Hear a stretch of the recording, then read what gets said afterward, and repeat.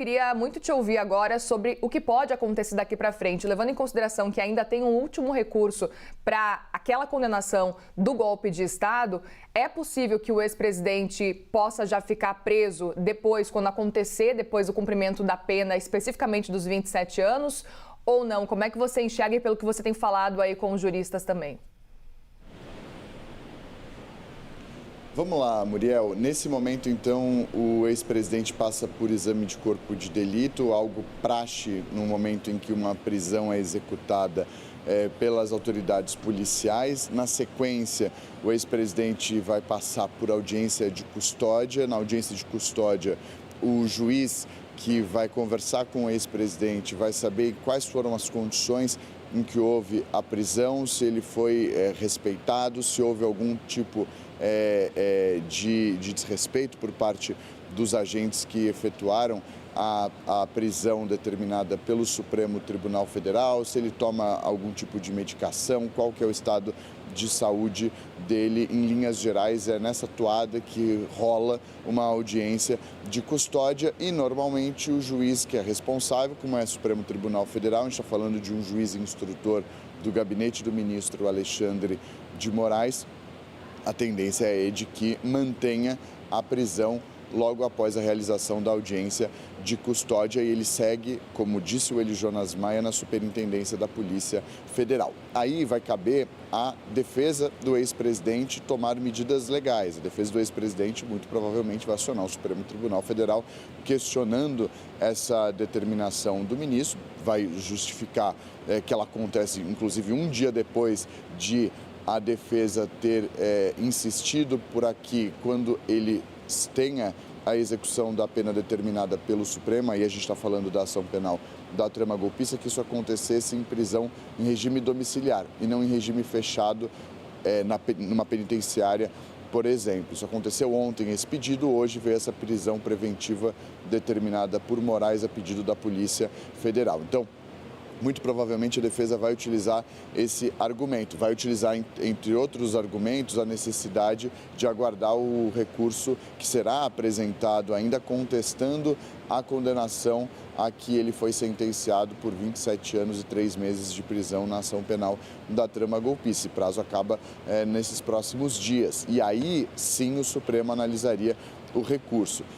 Se de fato o principal motivo, como a gente tem mostrado, foi essa vigília, a defesa vai provavelmente se desdobrar e se desmembrar com relação a esse assunto, muito provavelmente minimizando essa movimentação. São os argumentos que normalmente são utilizados pelas defesas e que vêm sendo utilizados pela defesa do ex-presidente Jair Bolsonaro. Relembrando sempre, isso é importante porque são várias frentes de prisão, digamos assim, entre muitas aspas. Jair Bolsonaro está em prisão domiciliar já há alguns meses, desde a metade desse ano, por conta de um descumprimento de ordem judicial no âmbito de uma investigação que não tem diretamente a ver com a ação penal da trama golpista.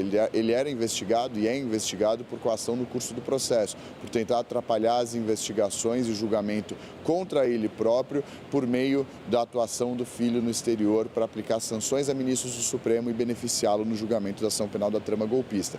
Foi por isso que ele foi colocado em prisão domiciliar, porque descumpriu ordem de não utilizar as redes sociais, de não fazer endosso a manifestações contra o Supremo Tribunal Federal. Isso aconteceu, houve um descumprimento e ele foi preso em regime domiciliar. E está nesse regime desde a metade do ano. O que aconteceu depois foi a condenação a 27 anos e 3 meses de prisão pela ação penal da trama golpista. Houve um primeiro recurso, foi rejeitado. Cabe um segundo recurso, que vai ser apresentado, analisado pelo Supremo. E o Supremo pode, e a tendência é essa, rejeitar esse recurso, seguindo um precedente, inclusive recente, do ex-presidente Fernando Collor de Mello. No meio do caminho, houve esse pedido feito pela Polícia Federal para que houvesse a decretação da prisão preventiva de Jair Messias Bolsonaro, e ela foi decretada pelo ministro Alexandre de Moraes. Isso aconteceu ontem, a execução dessa prisão preventiva. Hoje essa informação é da Luísa Martins com relação à data em que foi determinada a ordem de prisão preventiva. E aí a defesa vai se desdobrar e aí analisar assim que o documento for divulgado, porque a decisão ainda não foi divulgada. Essas informações são todas com base nas fontes que a gente procurou e que atualizaram sobre todo esse desenrolar ao longo da última hora. Já tem uma hora em que essa prisão foi efetuada pela Polícia Federal em Brasília.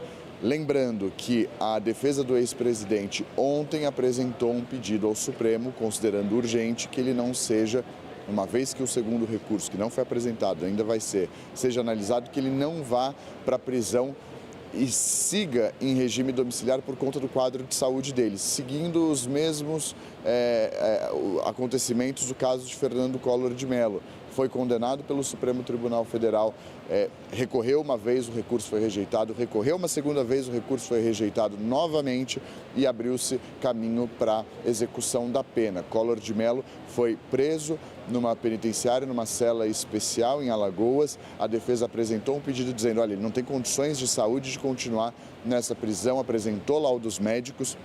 Os medicamentos que ele tomava por transtorno obsessivo, transtorno bipolar, apneia do sono grave, idade avançada e mal de Parkinson foram as três comorbidades apontadas pela defesa de Fernando Collor de Mello, e o ministro Alexandre de Moraes acatou o pedido feito pela defesa e transferiu ele da prisão em que ele estava numa cela especial, por ser ex-presidente da República, e o determinou que cumprisse a pena a que foi condenado pelo Supremo em regime domiciliar.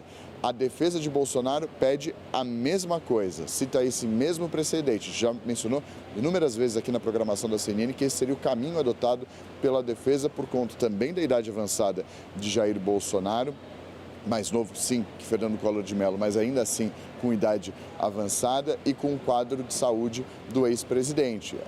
Os episódios de soluço que vêm se intensificando, tudo isso é consequência da facada, daquele atentado que ele sofreu nas eleições de 2018, quando ainda era deputado federal, disputava as eleições presidenciais. Isso aconteceu em setembro de 2018 em Juiz de Fora. Desde então, ao longo de todos esses anos, sofre as consequências dessa facada, as consequências de saúde, foi internado inúmeras vezes, desde que está na metade do ano em regime domiciliar, por conta daquela investigação sobre coação no curso do processo. Jair Bolsonaro saiu já do hospital 2 vezes para a realização de exames. Os médicos alertam o Supremo, já fizeram isso algumas vezes, que o quadro de saúde dele demanda uma atenção especial. Isso foi reforçado ontem. Então, Muriel, esses são as principais primeiro frentes de prisão. Acho que é importante a gente deixar claro, uma coisa é regime domiciliar por coação no curso do processo, uma investigação, a execução da pena. Aqui ele foi condenado pela tentativa de golpe de Estado, que ainda não começou, e agora essa prisão preventiva e esse cenário que agora a defesa vai se debruçar sobre, que é para tentar reverter a prisão preventiva e tentar com que haja uma ida dele para domiciliar a partir do momento que a execução da pena de fato for decretada pelo Supremo. Tendência de que aconteça isso nos próximos dias, Muriel.